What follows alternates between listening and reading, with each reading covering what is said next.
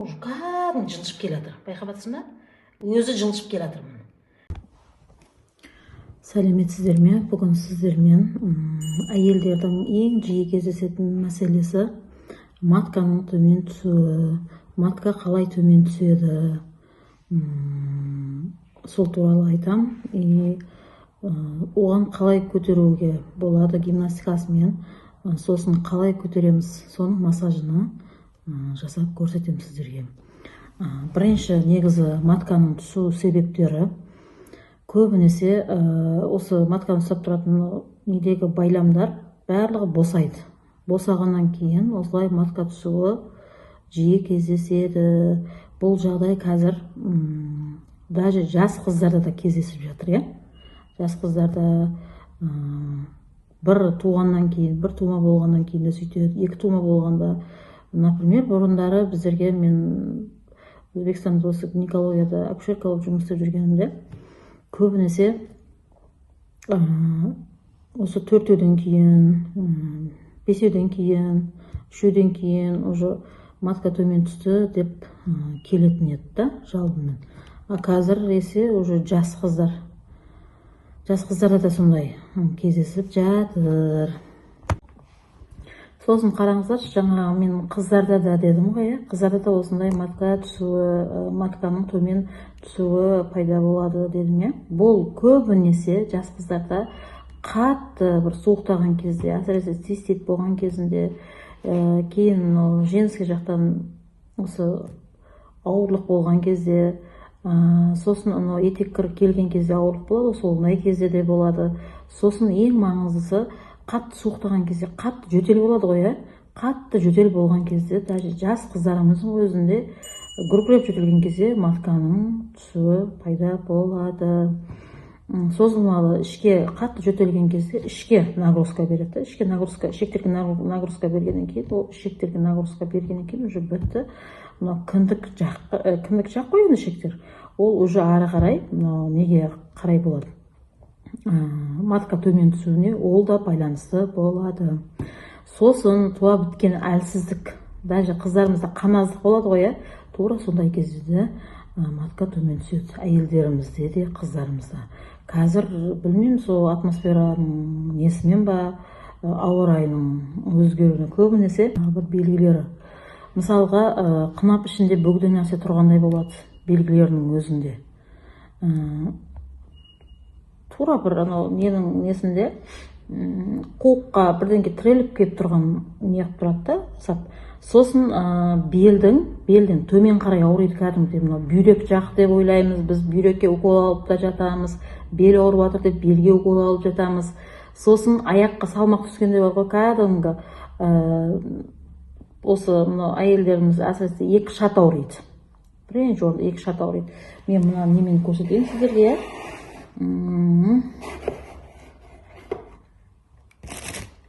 Мысалға міне. Тағы бір неміз, екі шат ауырайды. Мына жерде екі шат ауырайды. Кәдімгідей дәл осылай міне. Осылай ауырайды. Кейін бар ғой, іш қату болады. Кәдімгідей іш қатады. Зар шығарған кезде, үлкен дәретке шыққан кезде кәдімгі қиындайды матка төмен түскен кезде. Матка төмен түскен кезде әйелдер келеді ғой, тура осындай жерінде тұрады ғой, шу матка. Ой, пырма, қуықта тұр ғой мына деймін мен. Қуықта тұрады кәдімгідей. Кейін әйелдерімізде айтып өтейін, жыныстық қатынасқа түскен кезде кәдімгі жайсыздық болады. Ауырсыну болады.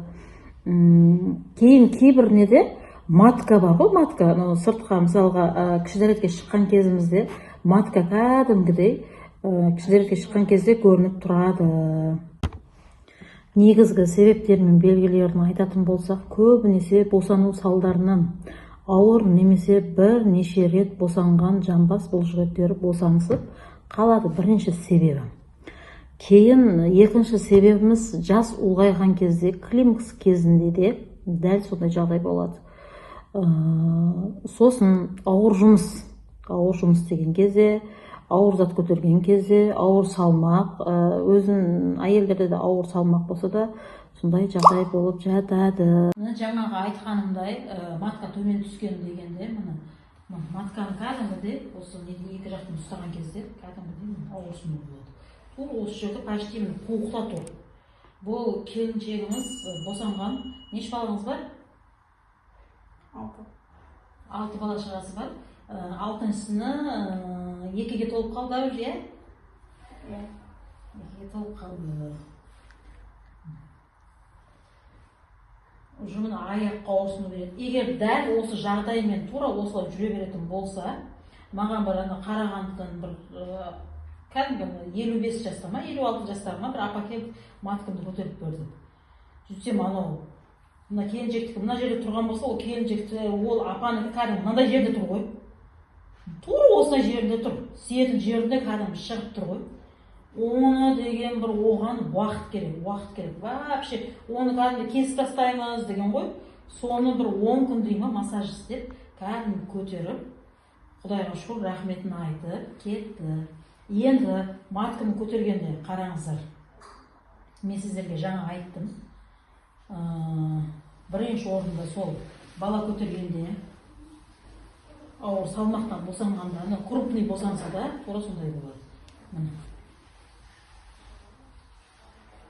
Осы жан-жақтан аламыз. Жан-жақтан алып. Тура осылай көтереміз. Бір аяқты кәдімгідей өйстіп көтеріп тұрады. Тура осылай ұстап. Қолға кәдімгідей осы жерден жылжытып кете береміз.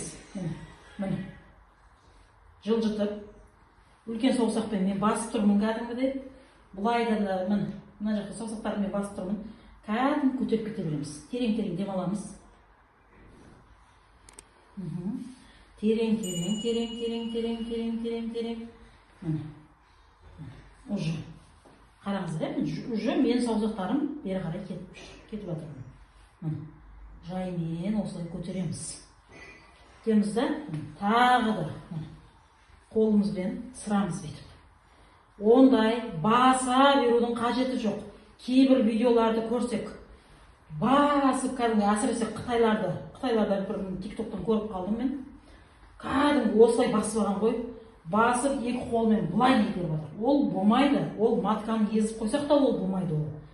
Тура осылай үлкен саусақпен қалған саусақтарымызды бері қарай тура осылай келу керек.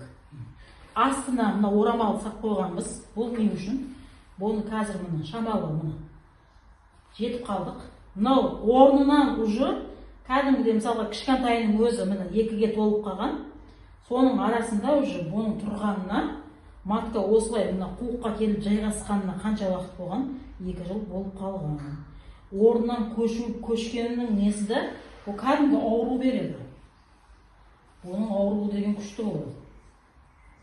Терең демаламыз. Егер ауырсыну болса терең демаламыз. Осының есебіне бел ауырайды, аяқ қол қақсайды, сосын іш қату да көп болады. Кәдімгідей іш қатып қалады. Матка төменде болатын болса, іш қату көп болады, жүрегі айниды, өт қисаю деген барлық нәрсе содан келіп шығады. Астын қараңыздар, кәдімгідей уже қызарып кетті. Уже орнына келіп жатыр деген сөз. Енді жаймен әкелеміз. Қараңыздар.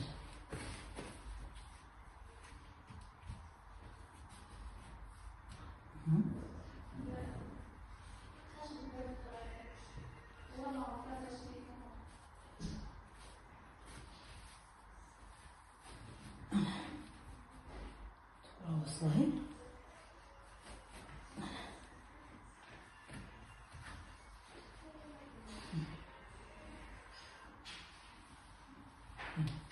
Кәдім көтерілді ма?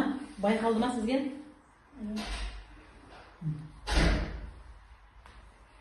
Ал ем болсын. Енді осындай жағдайды 3 күн қайталаймыз. 3 күннің ішінде матка өз орнына, қыздық орнына келеді кәдімгідей.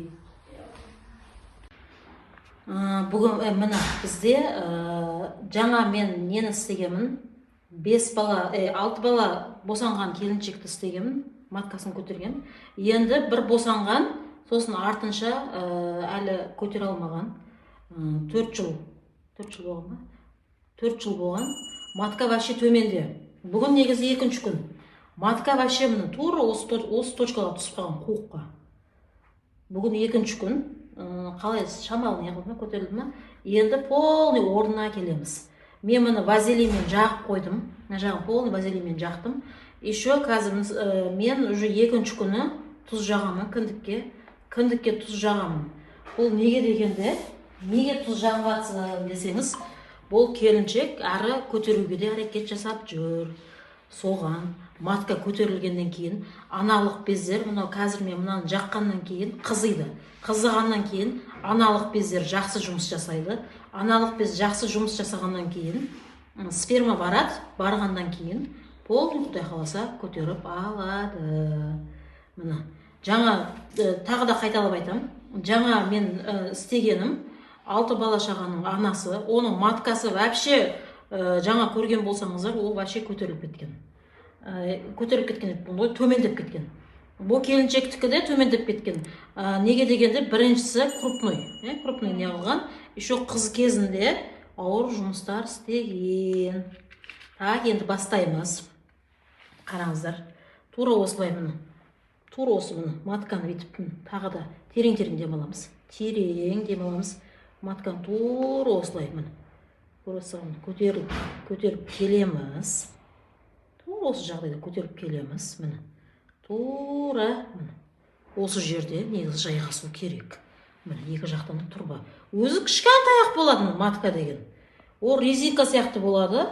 Ішіне сперма кіргеннен кейін, ішіне сперма жайғасып алғаннан кейін, бір аптада уже ұрық дайын болады. Содан уже бала пайда болады. Жайына алып келеміз. Уже міне жылжып жатыр. Кеше вообще ауырсынып, ешқандай жылжу болған жоқ. Матка уже кәдімгідей жылжып жүр. Бері қарай сілтесем бері қарай келеді, бері қарай қылсам бері қарай, бізге жоғарға қарай көтеру керек. Енді қараңыздар, аналық безді қалай оятамыз? Фолликула қалай пісіреміз? Фолликуланы осы не қылатын болса, фолликула да өзімен өзі дайын болады. Так, бісміллә. Бір кішкентай қасықпен бір қасықтай салдық кіндікке. Бісміллә. Осы қызу керек. Кәдімгі қызса айтамыз. Жоқ, қызса айтамыз. Қызы берсін, қызыған жақсы. Дәл осылай.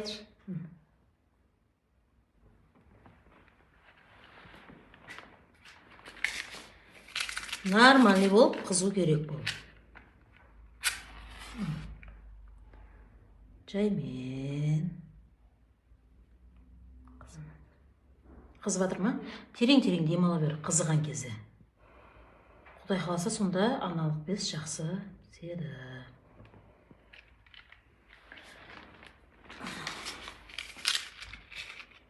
Өте бір керемет ем бол. Осыны жасап көрсеңіздер, көтере алмай жүрген келіншектер, Құдай қаласа бірден ем болады. Так, кіндіктің ортасына көбірек. Барды ма кіндіктің ортасына? Қызып жатыр ма? Терең демалы бер. Қатты қызып кетсе, терең.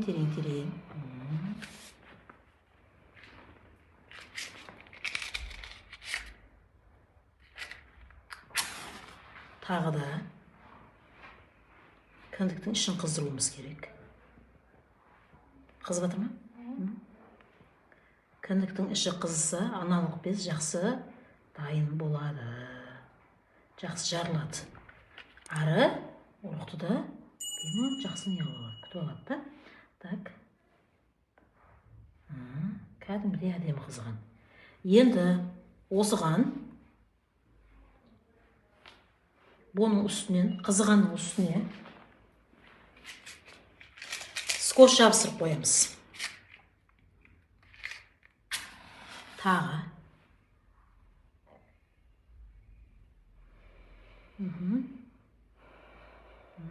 Шын.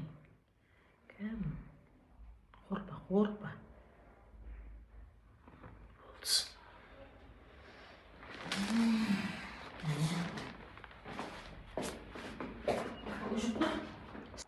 тура осындай скотч жабыстырып қоямыз негізі.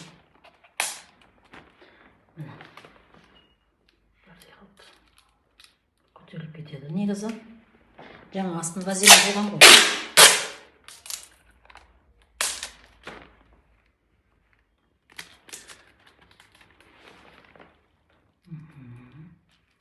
Кәдімгі мынау кіндік қызып тұру керек. Енді бері қарай уже матканы көтереміз. Мына жерлерді қараңыздар. Біз жаңа мынау не қылдық? Кіндікті қыздырдық. Мына жерлер уже қызарып тұр. Орнына жылжиды. Ыстық мынау кіндікті қыздырғаннан кейін матканы өзі кәдімгідей былай тартып алады. Мына жерлер қызарып тұр уже. Қазір енді тағы да вазелинді жағамыз. Вазелин жағамыз да бір аяқты көтереміз. Бір аяқ. Бісміллә. Рахим. Уже кәдімгі жылжып келатыр. Байқап жатырсың ба? Өзі жылжып келатыр. Кеше деген кәдімгідей қиналғанбыз. Ауырсынған. Терең-терең демала бер. Терең-терең демал. Терең-терең демал, демала бер. Демала бер, демала бер. Демала бер, терең-терең. Енді мынау аяқ. Екіншісі.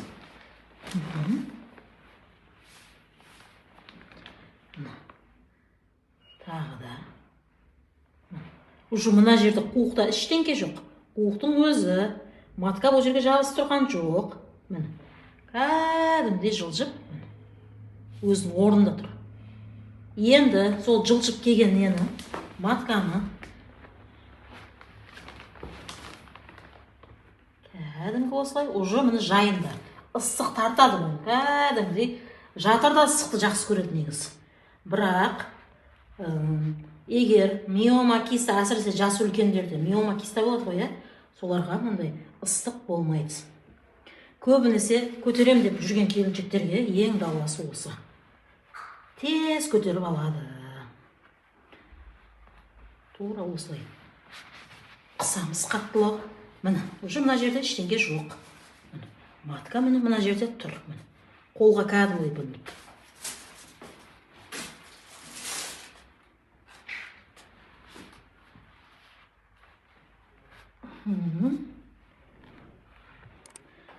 Болды, ем болсын.